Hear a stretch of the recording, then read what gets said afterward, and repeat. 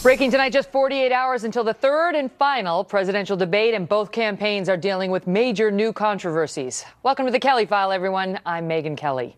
Developing on the campaign trail tonight, there are new complaints about a rigged election, new accusations against Donald Trump. His wife steps forward to defend his behavior, and there are new bombshells from WikiLeaks. Let's begin tonight with the Clinton campaign and stunning reports that say one of her top State Department lieutenants tried to make a deal with the FBI in the middle of its investigation into her email scandal. Now, that lieutenant is Patrick Kennedy, and if his name sounds familiar, it should. This guy was neck deep in the Benghazi controversy, and his fingerprints were all over her email scandal from the very start.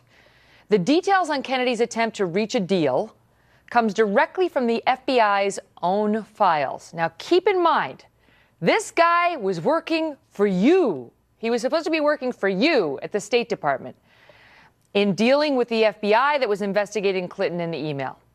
The FBI's own files, and this was the lead issue that was discussed in an exclusive interview that Fox's Carl Cameron just landed with Donald Trump, where he asked him about an FBI note that certainly makes it sound like Patrick Kennedy cared more about protecting Hillary Clinton than protecting you. Watch. What's illegal? I mean, what's taking place is illegal between Justice Department and the FBI and Secretary of State and the State Department. I think it's crazy what's going on. It's totally illegal. It's a criminal act. It's a crime. And I hear the Republicans are going to hold hearings after the election. Why would you hold them after the election? You want to hold those hearings before the election. But this is a criminal act, and it's incredible that they can do this and get away with it. In moments, Judge Andrew Napolitano will tell us if Donald Trump is right, whether a crime has been committed here. But we begin tonight with our chief intelligence correspondent, Catherine Herridge, who's going to set this up for you so we all understand it. Catherine? Well, thank you, Megyn. These FBI records released today state in black and white that one of Secretary Clinton's most trusted lieutenants, Patrick Kennedy, wanted a backroom deal with the FBI over the classification of Clinton's emails. A leading Republican says tonight it's evidence of a broad conspiracy. I think it's corruption. I think it's manipulation. I think it's against the law, and it certainly goes to the intent. Somebody should have been prosecuted for this. According to the FBI interviews known as 302s, Kennedy wanted to do a swap. The FBI would downgrade a highly sensitive Clinton email to unclassified, and in return, the Bureau would get coveted slots for agents overseas. An FBI agent's name was cut from the records posted online today that read in part, quote, "Redacted believes state has an agenda, which involves minimizing the classified nature of the Clinton emails in order to protect state interests and those of Clinton." The FBI agent specifically uses the term quid pro quo. This is no small thing. I understand that. Senior executive I understand that. Of trying to I understand that, which is why I agent. came out here and said there's no quid pro quo. Absolutely not. Happened. Both the FBI and State Department emphasized to reporters today the email's classification was never changed, and the FBI never got additional slots for its agents overseas. But legal experts say even the discussion of a backroom deal potentially violates federal law. Megyn. Catherine, thank you. You're welcome. Joining us now, Judge Andrew Napolitano, Fox News senior judicial analyst. Well, this stinks to high heaven, and we don't have to look far to figure out whether at least the person on the receiving end of the proposed deal thought it was a quid pro quo, because it's in the FBI agent's notes. Right. So an FBI agent who was in charge of handling documents that had been accumulated in the Clinton investigation was approached by Patrick Kennedy. Mrs. Clinton is not the Secretary of State at this point. Patrick Kennedy's working for Secretary Kerry, and he makes the offer that Catherine Herridge just described for us. Can you change the marking on this document? Now, he was working for us. Correct. When he's doing that. He doesn't answer to Hillary Clinton anymore. Correct. He's supposed to be looking out for us. Markings on documents are changed all the time. They're changed so that people at a lower level of security clearance can read documents that they otherwise wouldn't be able to read because they need to see what's in there. But they are never, ever, ever lawfully changed after they've been subpoenaed and when they've been accumulated as evidence in a criminal investigation. And it was under that circumstance that Patrick Kennedy asked this FBI agent, whose name we haven't been given, but who obviously reported it to his bosses, to make those changes, which, of course, he refused to make. And let's say Patrick Kennedy, who is, again, he is neck deep in Benghazi. I mean, the blame was there was plenty to go around when it came to how that hit was handled, the absence of security, despite the begging of Ambassador Chris Stevens and others. But Patrick Kennedy was right in the mix of it and was not blameless. So he pops up again. And it'd be one thing if he saw a document, Judge, that he said, this is legitimately problematic and we shouldn't be producing this, and so it needs to go into a basement and never to be seen again. But if that were true, he wouldn't have to be offering the FBI all these carrots to get them to agree to his little proposal. The offering of the carrot, as you put it, even though it was not accepted by the FBI, is an attempt to commit bribery. The FBI didn't see it that way. They didn't charge him with anything, either because they felt they couldn't prove the case, or maybe the FBI was in the tank for Mrs. Clinton and all of her people from day one of these investigations. No, that's not easy to believe. It's very, very difficult to believe. I agree with you.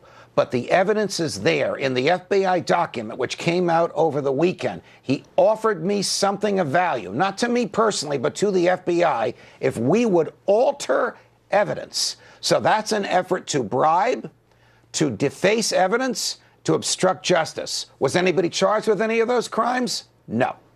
And the advantage to him in having the FBI classify this document from what it was to something else was that it would get buried, that the FBI wouldn't have to have it, it wouldn't have to get produced publicly, no one would ever have to see it. Correct. And his former boss and still dear friend, Secretary Clinton, could not be blamed for exposing a national security secret, which, of course, she's done hundreds of times.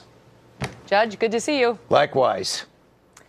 So the Clinton campaign is also dealing with new fallout from leaked emails, including one that shows their immediate, unvarnished reaction to a national tragedy.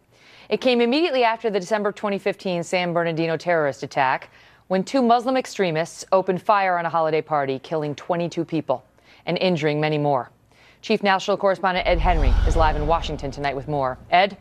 Good evening, Megan. Julian Assange says the Ecuador government cut off his internet access, but WikiLeaks at this hour is now back up and running and just dumped out about another 3,000 emails. One that is pretty fascinating, you mentioned, from last December after the San Bernardino massacre, leaving 14 people dead. John Podesta, the campaign chairman for Hillary Clinton, sent an email suggesting it might be better for the campaign in terms of its narrative if a non-Muslim had led the terror attack.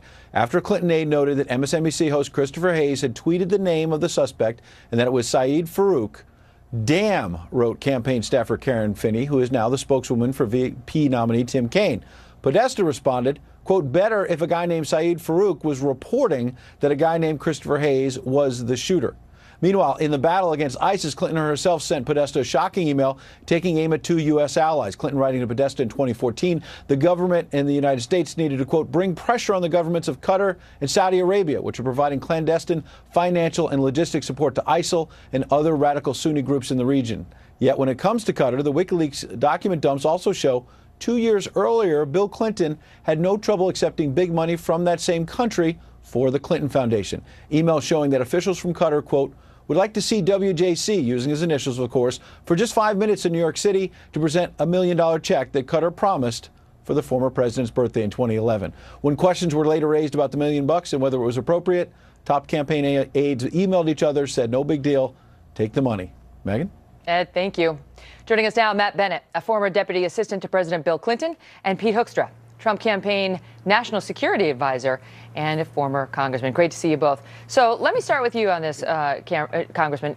The notion that this was problematic in the Clinton camp, that this man who committed this horrendous act of terror was Muslim, and it would have been far preferable if the man had been white, says what about Team Clinton in your view? Well, it says a couple of things. Number one, it's always about the spin. In San Bernardino, they had to control the spin because the Clinton narrative was always, we don't have to worry about the threat from radical Islam. They did the same thing in Benghazi when they said the attack was a result of a demonstration when it was really because there was an attack. They also said it was America's fault because there was a video. In reality, it happened because they hated us. So it's always about getting the spin right time after time and time. It is political corruption because everything is about getting to the vote and winning the vote and never solving the problem. Matt, what is wrong with that? Because you can see a lot of people not understanding why it was so problematic in their view that the killer happened to be a radical Islamist, killer. Well, first, Megan, let's just remember where this comes from. These were stolen documents, just like in Watergate, where someone broke into the DNC and stole documents. Here, the Russian government stole documents from John Podesta, his personal property. You're right. And dumped them out onto the internet with no context whatsoever. So what we're seeing is this one exchange between two Clinton staffers without any context. We don't know if they talked in the hall 2 minutes before this. We don't know anything about the context of this. So for Peter to say that this is clearly political spin is ridiculous. We don't have any idea why John and Karen were having this exchange. They may have been worrying about something else. But you have to see this as problematic. I mean, it plays right into the narrative that many people already believe about the Clintons and the Obama team, for that matter, which is there's just a complete unwillingness to accept reality, which is that there are radical Muslims, not mainstream Muslims, but there is a faction of Islam that has corrupted the most extreme words that are written in the Quran and elsewhere into a mandate to kill. Why is it so hard to? That's not condemning all of Islam. It's just understanding that sometimes when domestic terror acts are committed, they're committed by radical Islamists. There's no question that's right, and there's also no question that Secretary Clinton understands that to her bones. I mean, she was involved in every major decision. Why is her team so administration. upset that it's a Muslim committing a terror act as opposed to a white man? Well, look, I don't know because I don't know the context, but let's just take it. Peter speculated. I'll speculate too. If a white man commits this, unfortunately in this country, there's 33 murders every single day. This would be par for the course. But if this is Muslim terrorism, then there is all kinds of other implications. There could be follow-up violence. It's enormously dangerous to other people as opposed to being what would likely be an isolated incident. So there's a lot of reasons that they could have been reacting the way that they did. That, Congressman Hoekstra, you tell me, that sounds like a very charitable read of what we saw in that Karen Finney email.